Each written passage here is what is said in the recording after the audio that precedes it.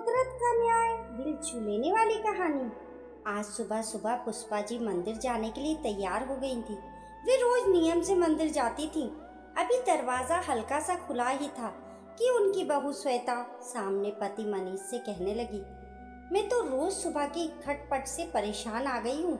सुबह सुबह सोने भी नहीं देती तुम्हारी माँ। खुद तो नहा धोकर मंदिर के लिए निकल जाती है और दिन भर मैं ही सारा काम करने में लगी रहती हूँ। सारे घर का काम मुझे ही देखना होता है।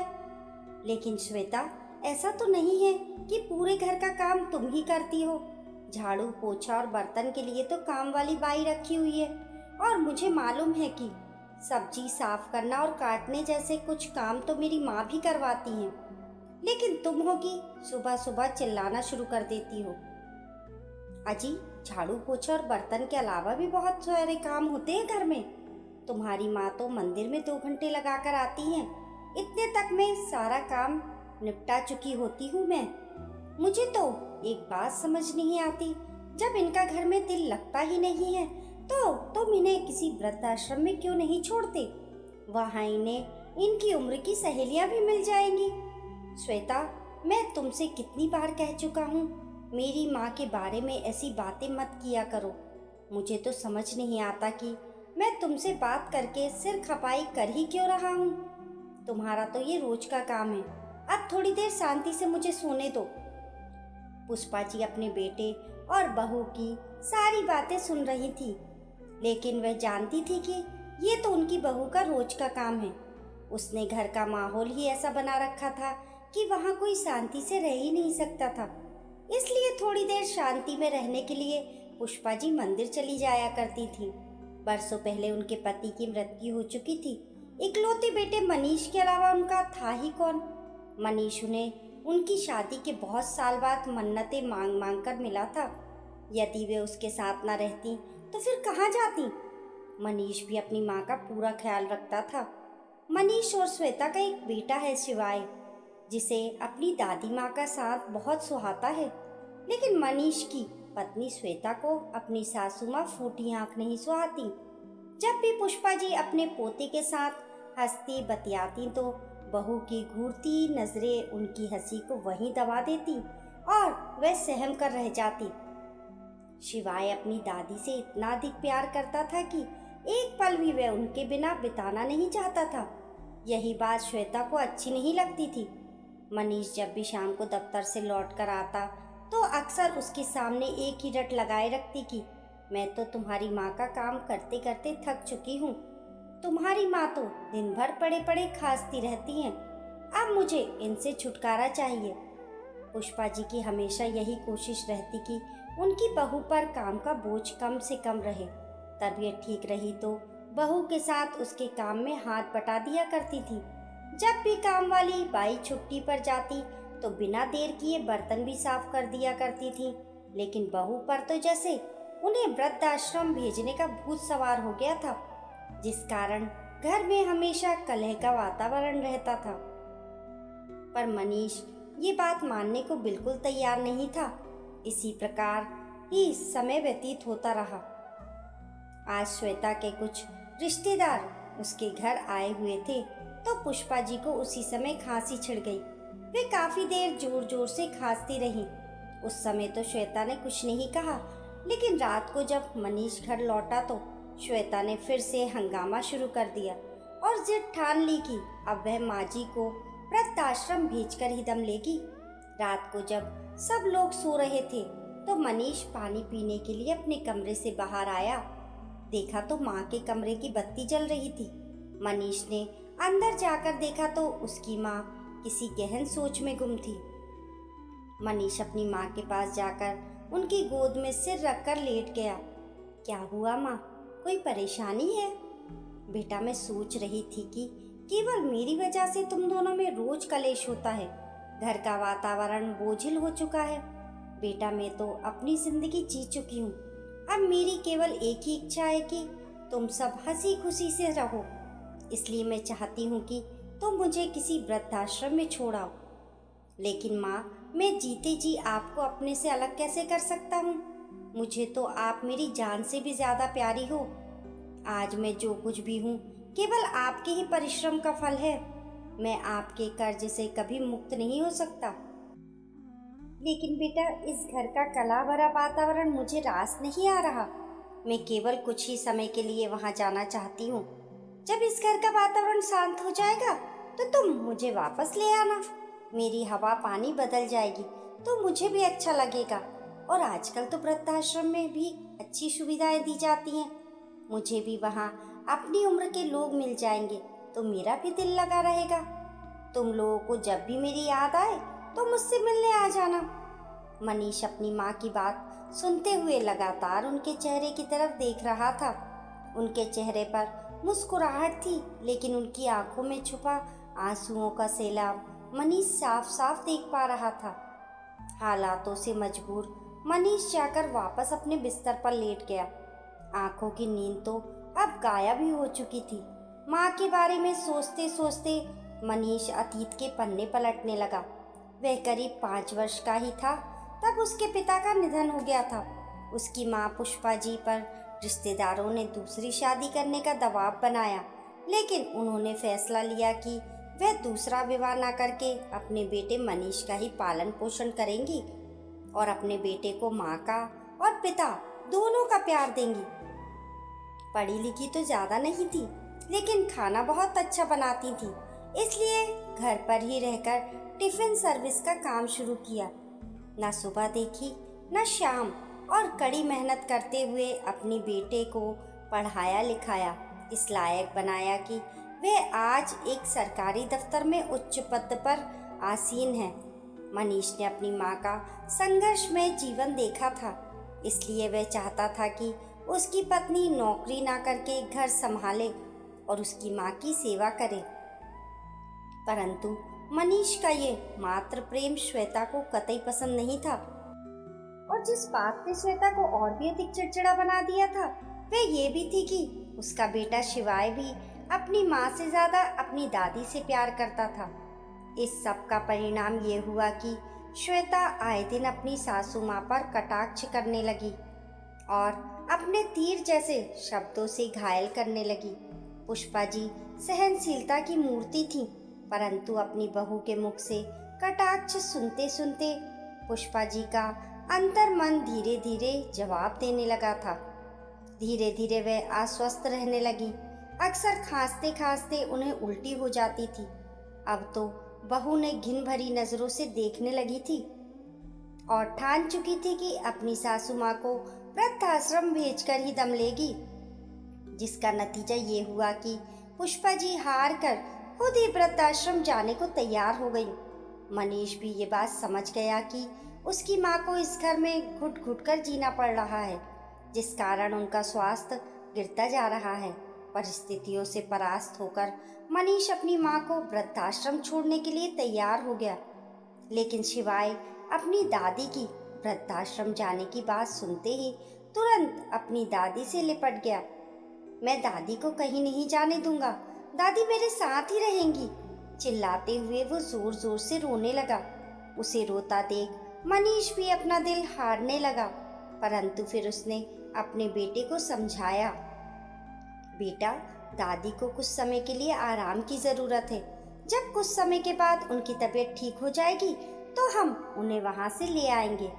आखिरकार दिल पर पत्थर रखकर मनीष अपनी माँ को वृद्धाश्रम छोड़ आया। पुष्पा जी के घर से जाने के बाद मनीष और शिवाय बहुत ही उदास हो गए, परंतु श्वेता की खुशी का ठिकाना नहीं।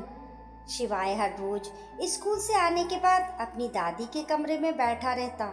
श्वेता उसे बहुत मनाती कि वह उसके पास आकर बैठे, परंतु वह वहीं अकेले बैठना ही पसंद करता था। उस दिन के बाद से मनीष भी अपनी नौकरी में और अधिक व्यस्त हो गया और 1 महीना कब बीत गया पता ही नहीं चला। बहुत बार मनीष सोचता कि जाकर अपनी माँ को वापस लेकर आए, लेकिन फिर किसी न किसी काम में व्यस्त हो जाता। ऐसे करते करते 3 महीने व्यतीत हो गए और एक दिन वृद्धाश्रम से मनीष के पास फोन आया। मनीष जी, आपकी माता जी श्रीमती पुष्पा जी का बीती रात दिल का दौरा पड़ने से देहांत हो चुका है। आप तुरंत वृद्धाश्रम पहुंच जाए। ये बात सुनते ही मनीष सन्न रह गया और अपना सर पकड़कर धड़ाम से जमीन पर बैठ गया। रोते हुए बोलने लगा, कितना क्रूर था मैं जो अपनी माँ को ही वृद्धाश्रम छोड़ आया, और उन्हें वापस लेकर आना तो दूर, मैं तो उनसे मिलने तक का समय ना निकाल पाया। मैं उस माँ को कैसे भूल गया जिसने अपना पूरा जीवन मुझ पर न्यौछावर कर दिया, जिसकी गोद में सर रखते ही मैं सारी दुनिया की परेशानियों को भूल जाता था। साक्षात ईश्वर का रूप थी मेरी माँ, और ऐसी पूजनीय माँ के जीवन के अंतिम पड़ाव में मैं उनके साथ नहीं था। मैं ऐसा अनर्थ कैसे कर बैठा। मनीष की आंखों से निरंतर अश्रुधारा प्रवाहित हो रही थी। उसी समय श्वेता भी बाजार से लौट कर आई। देखा तो मनीष निढाल सा जमीन पर पड़ा हुआ था, लगातार आंसू बहा रहा था। श्वेता उसे देखकर घबरा गई और उससे पूछने लगी, क्या हो गया, आप रो क्यों रहे हैं? श्वेता को देखते ही मनीष जोर जोर से चिल्लाने लगा, सब तुम्हारा किया धरा है, ये केवल तुम्हारे कारण हुआ है। लेकिन मैंने क्या किया, कुछ बताइए तो क्या हुआ? श्वेता बोली तो मनीष भरे गले से बोला, तुम मेरी माँ से छुटकारा चाहती थी ना, माँ ने हमेशा के लिए तुम्हें छुटकारा दे दिया। माँ ये दुनिया छोड़कर हमेशा के लिए चली गई हैं। ये सुनते ही श्वेता को झटका लगा और शिवाय ये सुनते ही जोर जोर से रोने लगा। श्वेता मनीष से माफ़ी मांगते हुए उसे संतावना देने लगी। हमें जल्दी ही वृद्धाश्रम के लिए निकलना होगा, लेकिन बाहर तेज बारिश है। जैसे ही बारिश कम होगी हम चल पड़ेंगे। लेकिन बारिश हर बीते पल के साथ तेज होती जा रही थी। मनीष ने समय व्यर्थ न गवाते हुए ड्राइवर को फ़ोन किया और उसे कहा कि उन्हें जल्दी ही जल्द वृद्धाश्रम पहुंचना है। लेकिन ड्राइवर ने कहा कि वृद्धाश्रम जाने के पूरे रास्ते में तेज मूसलाधार बरसात हो रही है। पानी भरा होने के कारण पूरा मार्ग रुका हुआ है। बाढ़ जैसी स्थिति बनी हुई है। ऐसे में घर से बाहर निकलने का मतलब है किसी मुसीबत को बुलावा देना। हमें कुछ देर के लिए बारिश कम होने का इंतज़ार करना पड़ेगा। उधर वृद्धाश्रम से मनीष के पास दोबारा फ़ोन आया कि यदि वे लोग सुबह तक नहीं पहुंचते हैं तो आश्रम के अधिकारी ही स्वयं पुष्पा जी का अंतिम संस्कार कर देंगे। लेकिन बारिश कम होने का नाम ही नहीं ले रही थी। दुखी मन से मनीष बैठा हुआ यही सोच रहा कि कब बारिश कम हो और कब ये यहाँ से चलें। आत्मग्लानि से भरा वह केवल उसी समय को सोच रहा था जब वे अपनी माँ को वृद्धाश्रम छोड़कर आया था। सारी रात बीत गई और सुबह हो चुकी थी, लेकिन अभी तक मूसलाधार बारिश नहीं रुकी थी।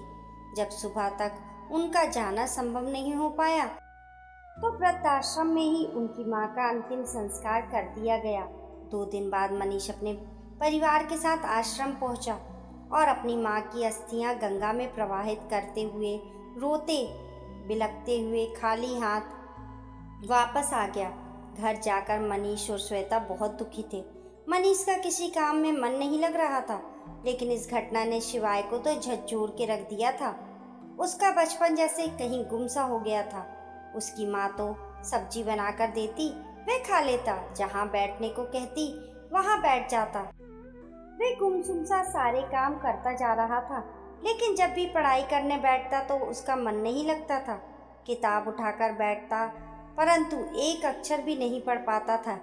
एक दिन शिवाय जब स्कूल से घर वापस आया तो आकर बिस्तर पर निढाल सा गिर पड़ा। श्वेता ने देखा तो उसे बुखार था। थर्मामीटर लगाने पर पता चला कि बुखार 104 डिग्री था। श्वेता घबरा गई और तुरंत मनीष को फ़ोन किया। जल्दी से उसे डॉक्टर के पास लेकर गए और दवाई दी, परंतु बुखार तो उतरने का नाम ही नहीं ले रहा था। हमेशा 103-104 डिग्री के करीब रहता। रह रहकर शिवाय नींद में ही दादी माँ को बुलाता रहता। करीब 1 सप्ताह तक भी जब दवाई ने असर नहीं किया तो वे दोनों शिवाय को मनोचिकित्सक के पास लेकर गए। शिवाय हमेशा बड़बड़ाता रहता, दादी आप मेरे पास वापस आ जाओ, आप मेरे पास रहोगे। उसकी मानसिक स्थिति को देखते हुए डॉक्टर ने कहा, बच्चे के दिमाग पर बहुत बुरा असर पड़ा है। क्या आप इसकी दादी जी इसके साथ नहीं रहती? मनीष ने दादी जी के वृद्धाश्रम छोड़ने से लेकर अब तक की सारी कहानी डॉक्टर साहब को बताई और बताया कि किसी भी प्रकार से बच्चे की हालत में कोई सुधार नहीं आ रहा। उनकी बात सुनकर डॉक्टर ने उन्हें कहा, देखिए, मैं जानता हूँ कि आपके लिए थोड़ा मुश्किल होगा, लेकिन इस समस्या से निपटने का केवल एक यही हल है। आपको किसी बूढ़ी महिला को शिवाय की दादी बनाकर लाना होगा और उन्हें अपने घर में रखना होगा जब तक शिवाय पूरी तरह ठीक नहीं हो जाता। डॉक्टर साहब द्वारा बताई गई योजना मनीष और श्वेता को कुछ अजीब सी लगी, लेकिन वह अपने बच्चे के जीवन के लिए कुछ भी करने को तैयार थे। काफ़ी कोशिश के बाद भी कोई बूढ़ी महिला नहीं मिली जो शिवाय की दादी बन सके। फिर श्वेता ने मनीष से कहा, क्यों ना किसी वृद्धाश्रम से दादी जी का इंतजाम किया जाए। विधि का विधान तो देखिए।